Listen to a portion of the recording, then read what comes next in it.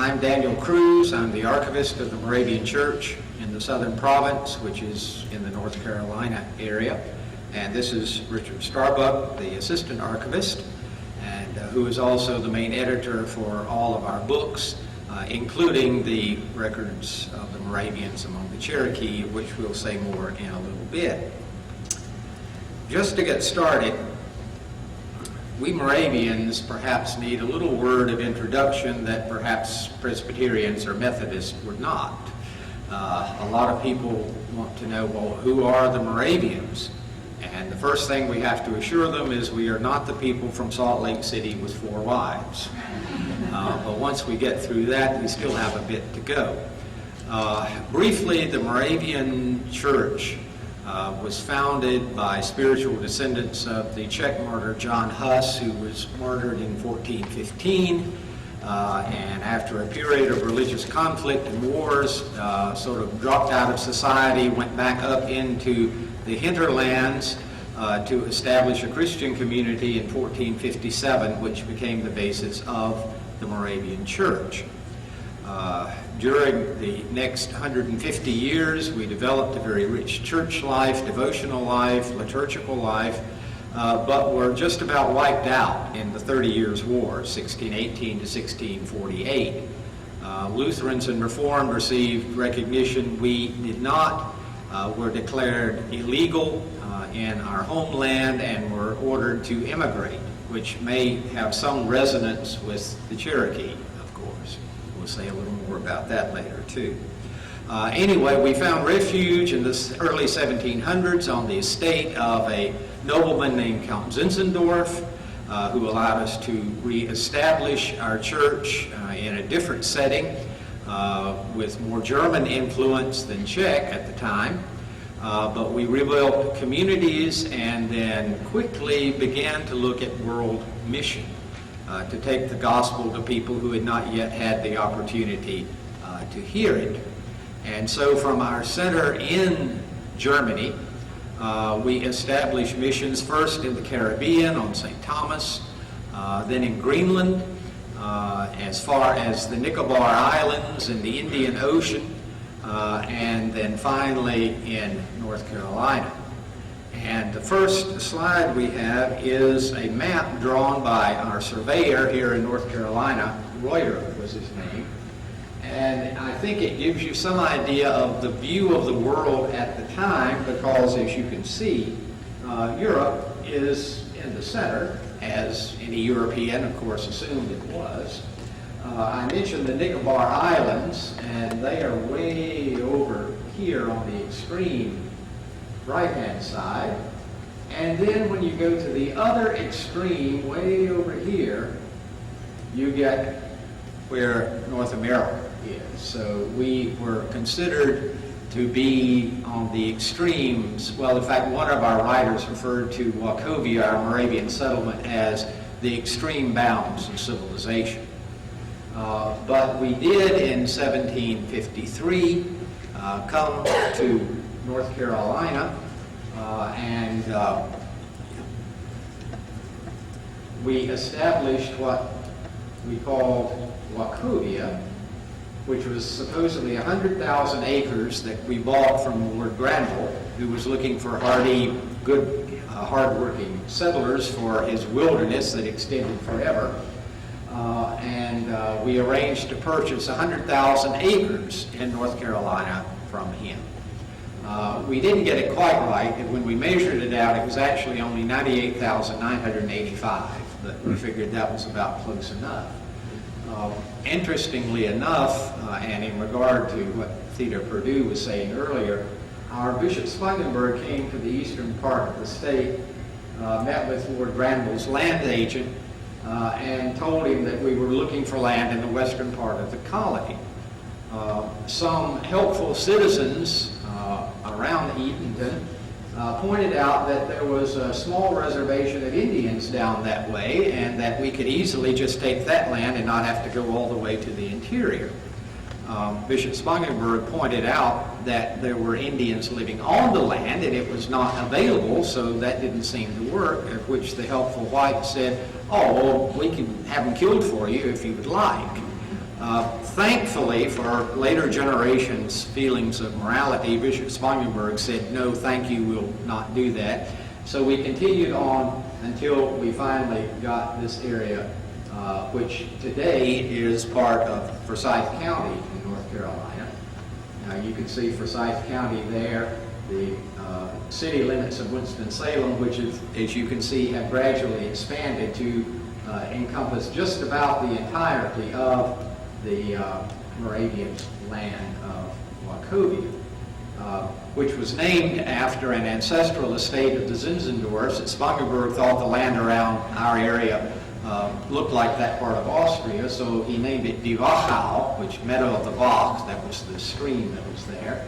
And the Latin form of it is Wachovia, which a lot of people don't understand. I once had a vice president of Wachovia Bank phone me up and want to know what Indian dialect Wachovia was from. He was chagrined when I had to say it's a Latin form of an old German word.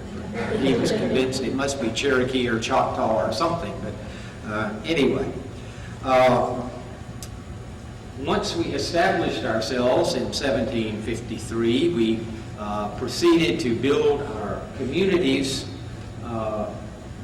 in that area.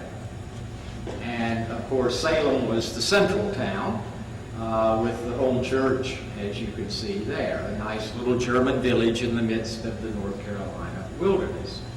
Now, we had come here for several reasons, one of which was to get a secure place where if our people back in Europe were thrown out and forced to go into exile, we'd have somewhere to bring them. Secondly, to sell a good number of the acres of this land to pay off church debts in Europe, and to serve as a basis for evangelization of the American Indian tribes. That latter goal we were not able to get to immediately because the French and Indian War was breaking out, and that was not exactly a good time to initiate mission efforts. We were busy with building our towns of Salem, Bethabara, Bethania, and so it took us quite a while to get on to actually trying to do mission work amongst the Indians. And in our area, the Indians had already moved on or been moved on by the time we got there. So as we were looking around, finally around the end of the 1700s, 1790s, we said, we've been here long enough, let's see what we can do about starting work amongst the Indians. And as we cast around, we found that the Cherokee lands were really not all that far from us. From what we heard from other travelers, there was some possibility of success there. And so we decided to go and see if the Cherokee would allow us to establish a mission amongst them in their ancestral lands. As we met with the Cherokee Council in 1800, we presented our case, and they agreed to allow us to begin a mission in the area around what we call Spring Place, which was near James Van's plantation. He had seen us, taken a liking to us for some reason, and offered to be of help.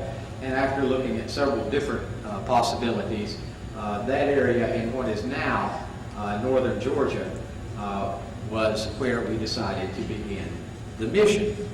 And we received permission from the Cherokee Council with the leaders Little Turkey and Doublehead as giving us permission. I forgot my war office.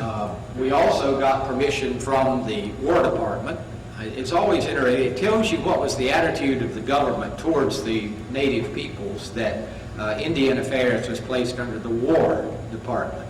It doesn't take far to imagine what was going to be the result of that. But we got a seal of approval, which in making copies, as Moravians always made copies of our documents to send back to Bethlehem in Pennsylvania and to Europe, we sketched out the War Department seal, so we have that in the archives.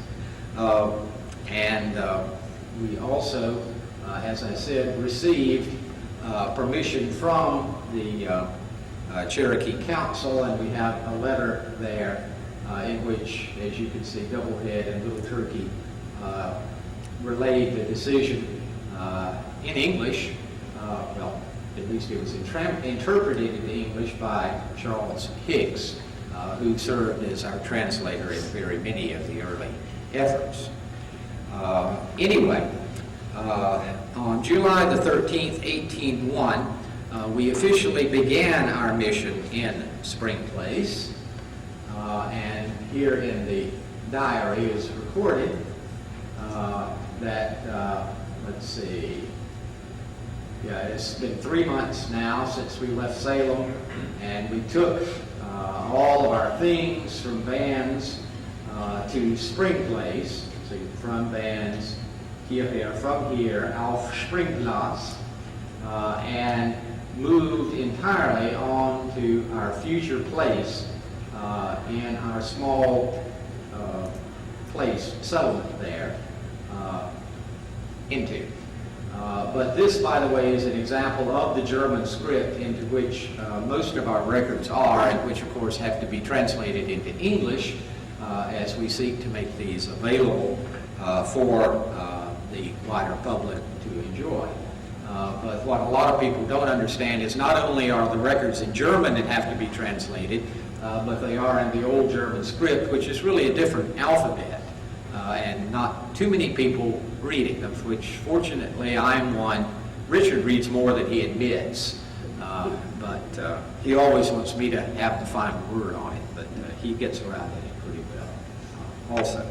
Anyway, we finally got the mission established in 1801, and our accounts of that are in the volume 1 of our records of the Moravians amongst the Cherokee, which I'm sure many of you have seen, many of you have. And yes, if you have copies and would like them signed, I'll be glad to do that. I say we'll sign every one that you will buy. And we'll say more about this series and our thanks to the Cherokee Nation and the Eastern Band for their support in this effort to get out all of the thousands and thousands of pages of mission records, which admittedly are written from the church perspective, and they talk a lot about what the daily text was and what the sermon was, but they also give a lot of information about Cherokee culture at the time, and Cherokee personalities, of which there are no records, or very few records otherwise.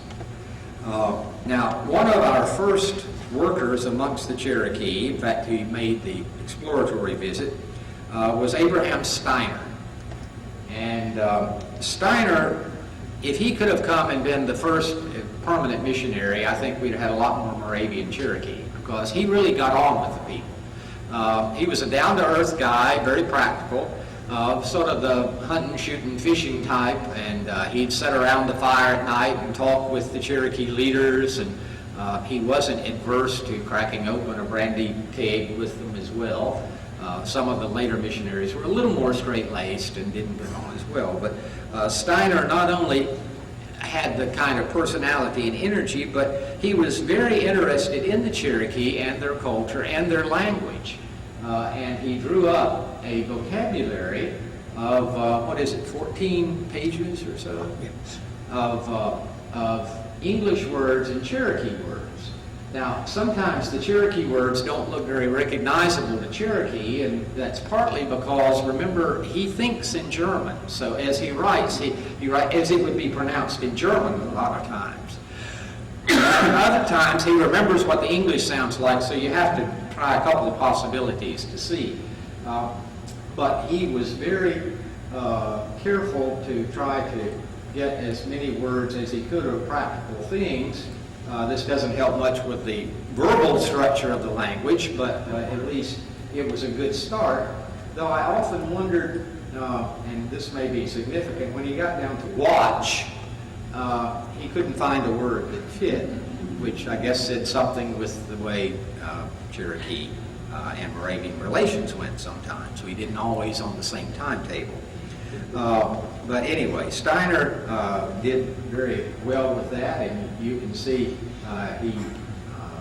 unfortunately, the missionaries that followed didn't follow up on this. They never did learn the Cherokee language, a few words, but generally they spoke English with them, which, remember, for our missionaries was a foreign language. So we had people speaking a foreign language to people who were trying to learn a foreign language.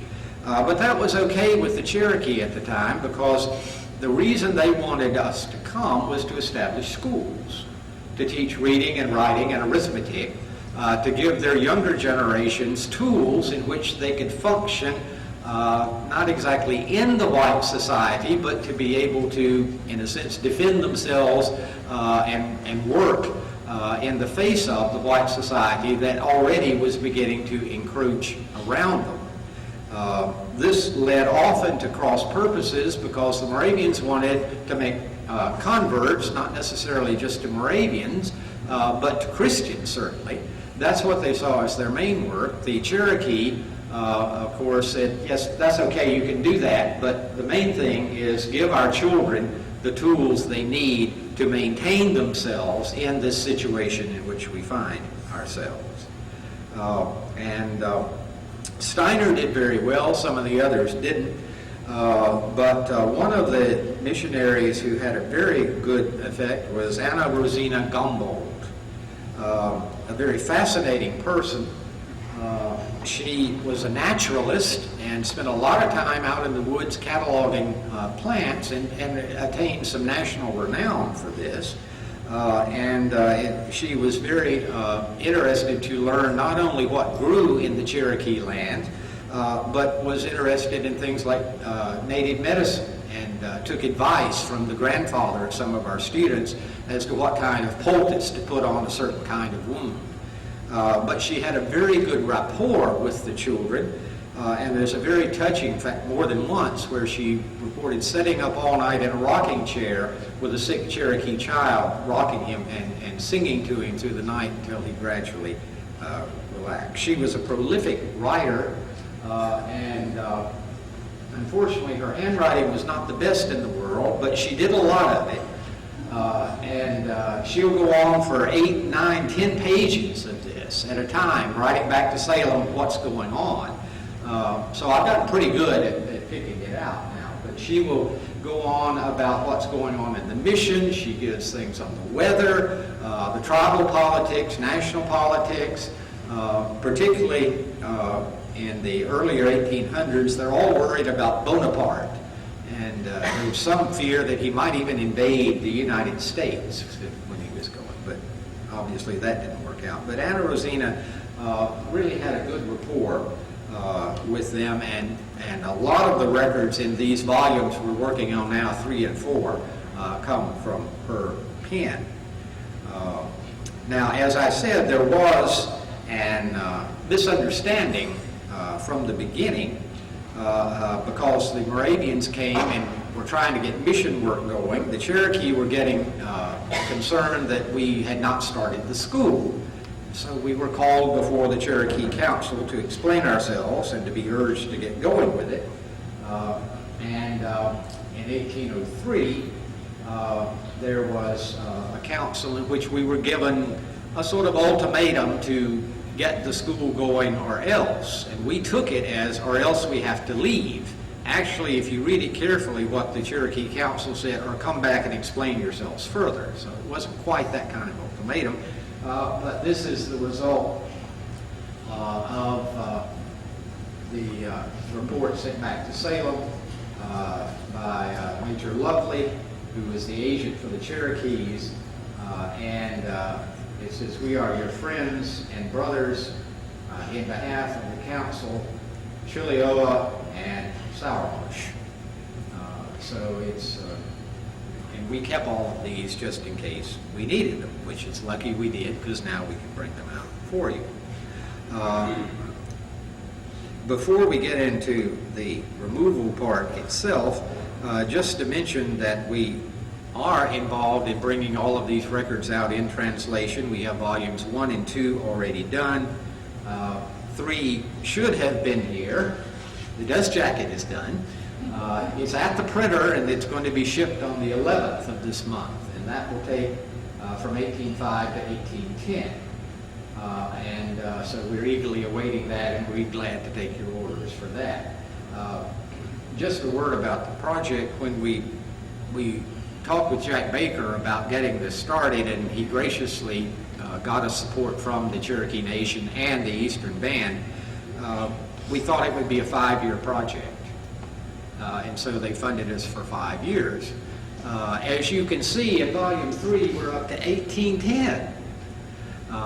We're going to be lucky to get up to removal in 5 years. There was way, way more stuff than we realized there was, because it was not only under the Cherokee, but under elders' minutes and correspondence, and way more than we realized. So it's taking us a while to get it all out, but it will be complete when it's out. So we are anticipating several more volumes than we had figured, and hope that that will be financially possible for us. Amongst the school children who were there at Spring Place when we did finally get the school going, there are many who became leaders of the Cherokee or their children, and one of the ones who was there was Buck, as we called him, though he later went by the name of Elias Boudinot, and became, as you know, very well known, and with the publications of the Cherokee newspaper, and embroiled in the various politics. But he never forgot his Moravian training, and in between printing the newspaper, he also printed our church litany in the Cherokee syllabary. And we have some examples of that, and the Lord's Prayer, I think he did as well. So that's, at least whichever side you were on in the political debates, at least we had something to do with raising up and training some of the leaders or forebearers of those who became great leaders in the Cherokee Nation. Now, we get towards the removal era, and our mission had begun sort of shakily, but over the years, particularly with Anna Rosina, we had sort of settled down, had become to get mutual respect. We had begun some converts. They were never a large number, but things were going along pretty well. We kept our finger on the pulse of the nation, and even in the early years, there were already rumbles that the Cherokee and other Native American tribes might have to move. In fact, in writing a report back to Salem in the very early 1800s, 1805, I think it was, Abraham Steiner says, we want to establish the mission here, but we're not sure how long it would last, because as far as I can see, ultimately the Cherokee are going to have to move west of the Mississippi. And as I said, he had a good feel for what was going on, and as early as 1805, he sort of foresaw the removal. Now, that didn't mean that he approved of it, but he was simply speaking practically, as given the nature of the whites and greed and everything, he thought the Cherokee were ultimately, in some way or other, going to lose their land. We kept making references to that along. And a little later on, maybe 1820s or so, there was one Cherokee leader we reported back had suggested that perhaps the Cherokee should apply for admission to the Union as a state. And that's an intriguing idea. I'm not sure what would have happened if that had gone through. Probably it wouldn't have worked given the things, but it's certainly an intriguing idea, and that's, if you like alternate history, which I sort of do, a novel or two on that is the state of Cherokee is the, 16th or 17th state would have been an interesting thing. Unfortunately, as we all know, that didn't work at all. There was continued pressure for moving beyond the Mississippi, and some, of course, went ahead and did. And then 1829, of course, the things were brought to a head by the discovery of gold. And Georgia suddenly decided that this land in northern Georgia, as they said, was not really Cherokee land, but of course had always belonged to the sovereign state of Georgia. They abolished the Cherokee government, at least their recognition of the Cherokee government, and naturally refused the Cherokee citizenship. And the U.S. Supreme Court made a ruling which sounds today very condescending, that the Cherokee were not an independent nation but a domestic dependent nation. And that, you don't know exactly what that means, but it doesn't sound good. And of course, as things turned out, it was not good. You're as familiar as I with the 1830 Indian Removal Act, which sort of set things in motion.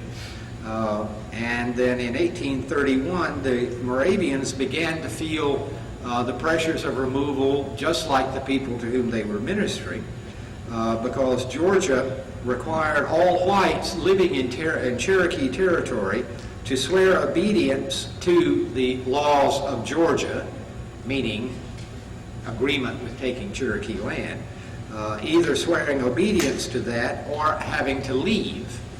And there was no way the Moravian missionaries were going to swear obedience to that. On the other hand, we didn't want to leave. So Moravians are pretty good about taking existing government systems, good or bad, and trying to work within them as well as we can to get as close to we can of what is the desired result. So several of the missionaries did have to leave what is now Georgia, which put a crimp in the mission work. However, Gottlieb Behan, our chief missionary at the time, was allowed to stay and carry on work, not because Georgia gave him an exemption because he was such a nice guy, but he had managed to wrangle an appointment from the federal government as postmaster for the district. And therefore, as a federal official, so-called, Behan was allowed to stay and carry on the work somewhat. But as I say already, it was not just the Cherokee, but our mission as well, which began to feel these pressures. Coming up to 1833, we find that, well, in fact, our diary for 1st January of that year, it was not going to be a good year. It said, we were awakened early in the morning by people knocking on the door, demanding possession of our house and land. And when we explained that this was not our land, but Cherokee land, and the council had given us permission to be here, they said that didn't matter anymore, that they had leased this land from a fellow who had won ownership of it in the Georgia state raffle.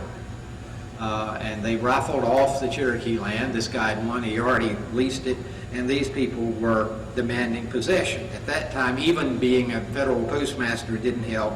We were kicked off the land and had to move to Tennessee. Now, during this period, we maintained relations with Cherokee leaders. John Ross, for instance, brought his daughter Jane to Salem to enroll her in our Moravian Academy there, partly as safekeeping. And during the treaty controversies within the nation, not only John Ross, but also the Major Ridge brought his daughter to Salem as well. So we had families on both sides. Looking back through our academy records, it seems like the girls got along okay. Maybe we should have let them run the nation, but anyway. Coming up to 1837, several Moravian church families saw that, well, it's going to happen, we might as well go, but weather delayed them, so they didn't really leave till 1838 either. But as the gatherings began for deportation, we held our last Moravian service in the Cherokee land in what became Georgia on 16th September 1838. Which is ironic because 16 September in the Moravian Church is a festival of the chief eldership of Jesus Christ. Jesus is the head of his church and indeed of all things, but on that particular day, it must have rung sort of hollow because we were having to leave. We did not go on the Trail of Tears with the Cherokee. Some had planned to, some of our missionaries were going to join them, but the church officials in Salem said, no, don't do that, because if you do, it may be interpreted that the Moravians are approving of the forced removal. And so if we stay away from that, it doesn't seem we are collaborating. Then others were planning to go later as things progressed, but the group they were to go with were held up by weather, and so we went ahead and were there to greet our people when they arrived in what is now Oklahoma. And that, of course, Moravians don't have much originality, so our mission in Georgia was Spring Place. As soon as we got established, New Spring Place, we started there.